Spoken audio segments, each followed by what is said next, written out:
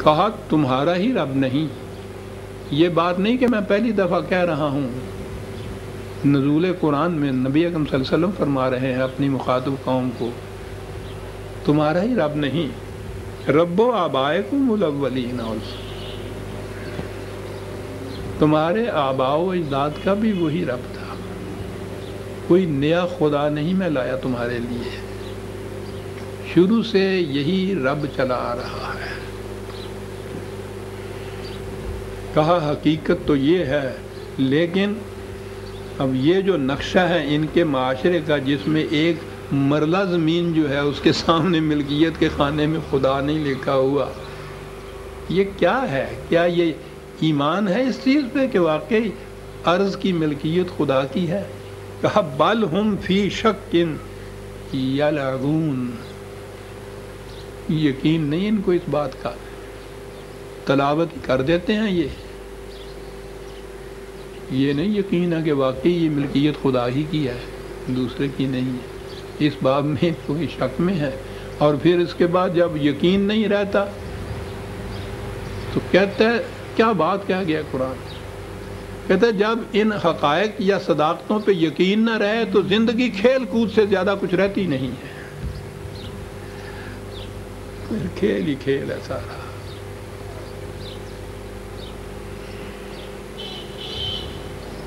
یہ لعبہ ہوتا ہے حرکت میں تو کسی چیز کا رہنا، لیکن منزل مقصود کی طرف بڑھنا نہیں.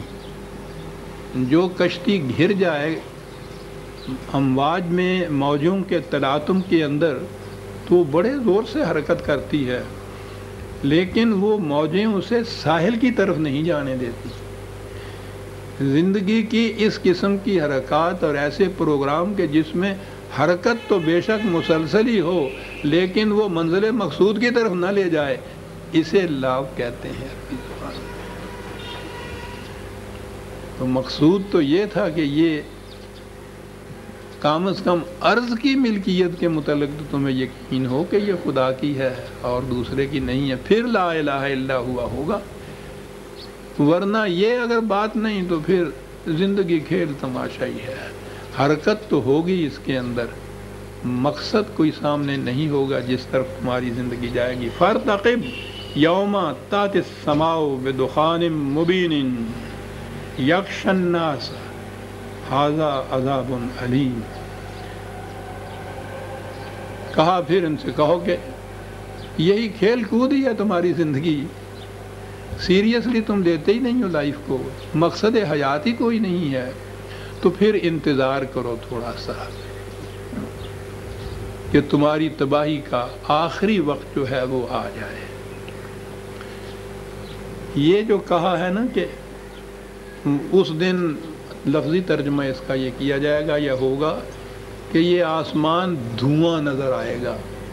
پھر عجیب و غریب تفسیر ہے اس کی یوں ہی، حالانکہ عربی زبان کا یہ محاورہ ہے.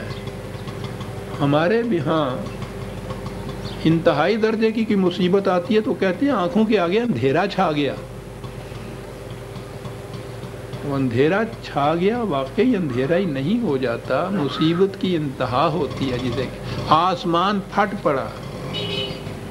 یہ زبانوں کے محاورے ہوتے ہیں. قرآن سمجھنے کے لیے محاورہ عرب بڑا ضروری ہے جاننا. ان کے ہاں مصیبت کی انتہا ہوتی تھی تو وہ یوں کہتے تھے کہ اس میں جب انسان اوپر کی طرف دیکھتا ہے تو اس سے دھواں ہی دھواں نظر آتا ہے.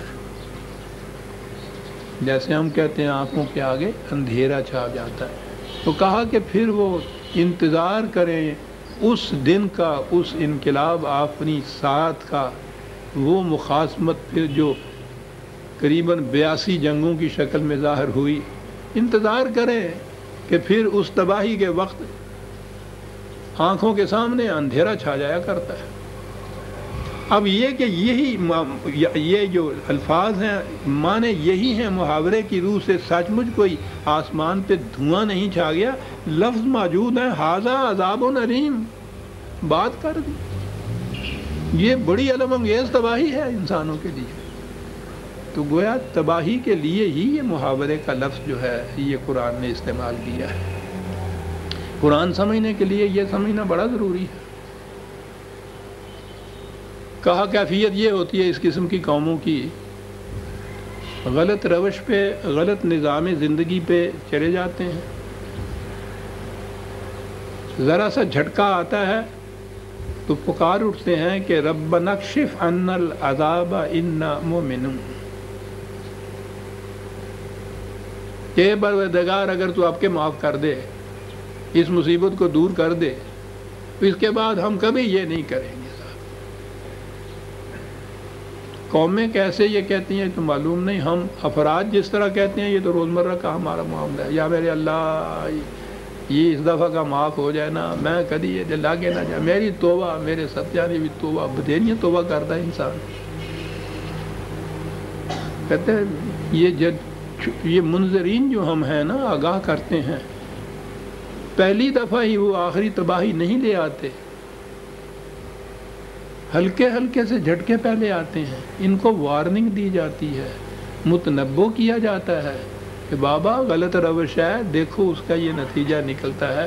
تو اس میں تو یہ ہوتا ہے کہ یہ اگر یہ عذاب دور ہو جائے، یہ تباہی دور ہو جائے، تو آئندہ کے لیے آپ دیکھیے کہ ہم کس طرح سے پکے مومن بن جاتے ہیں صاحب۔ لیکن پھر پکے مومن بنتے نہیں ہیں، اپنی پہلی روش میں اور آگے بڑھتے چلے جاتے ہیں، بڑھتے چلے جاتے ہیں، تاکہ پھر وہ آخری وقت آ جاتا ہے جس میں تباہی ناگزیر ہو جاتی ہے، اٹل ہو جاتی ہے۔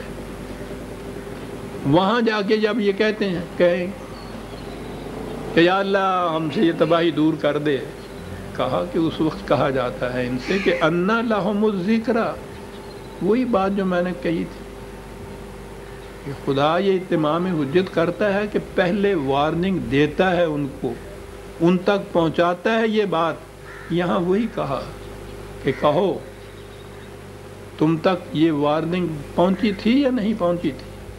وَقَدْ جَاءَهُمْ رَسُولٌ مُبِينٌ، تمہاری طرف یہ ہمارا قاصد پیغامبر آیا، امین۔ دیکھیے یہاں مبین، واضح طور پر اس نے بات سمجھا دی تھی، کوئی شک نہیں تھا، کوئی شبہ نہیں تھا۔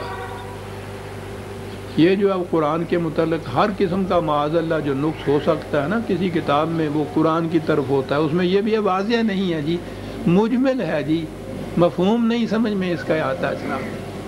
اب اس کو کتاب پہلے بھیجی، پھر اس کو سمجھانے کے لیے ساتھ اور بھیجنے چاہیے۔ یہ جو دعوے کرتے ہیں نا آپ آنے والے، وہ یہی کہہ کے یہ کتاب نہیں لاتے، وہ کہتے ہیں نہیں من نیستم رسول نے آوردام کتاب، پھر کیا کرنے آیا؟ تو خدا دی کتاب سمجھاؤن آیا، چنگی کتاب بھیجی، ایسی کتاب کہ اس کے سمجھانے کے لیے پھر کچھ نبیوں کی قسم کی چیزیں بھیجنی شروع کی، تو ختم نبوت کاہے کے لیے کی؟ وہ پہلے سلسلے کو کیا ہو گیا تھا جو اسی طرح سے جاری رہتا، نبوت کو تو ختم کیا۔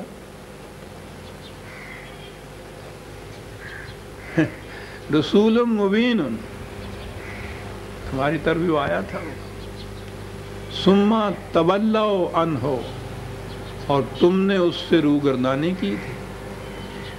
ہے نا یہ واقعہ؟ کہا روگردانی نہیں کرتے تھے تم، اس کے خلاف بڑی طنزآمیز باتیں کیا۔ وہ کہتا تھا کہ خدا کی طرف سے یہ پیغام ہے جو میں نے آلو معلم، یہ کہتے ہیں کہ اسے کوئی چپکے سے سکھا جاتا ہے یہ بات، اس لیے کہ ان کے سامنے رسول اللہ صلی اللہ علیہ وسلم کی زندگی قبل از نبوت کی تھی، اس میں تو آپ ان پڑھ تھے۔ قبل از نبوت میں یاد رکھیے، یہ جو ہے نا کہ حضور ساری زندگی امی رہے، ان پڑھ، یہ بالکل قرآن کے خلاف ہے۔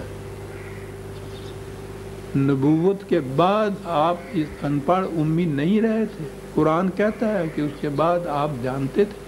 اور پھر ایسا رسول عظیم جس نے علم کی اتنی اہمیت دنیا کے سامنے پیش کی ہے، تو وہ اتنے بڑی ذمہ داری کے اوپر ہو تو وہ اس کے بعد لکھنا پڑھنا بھی نہ سیکھے کہیں سے۔ لیکن یہ لوگ کہا کرتے تھے کہ یہ جو اس قسم کی بات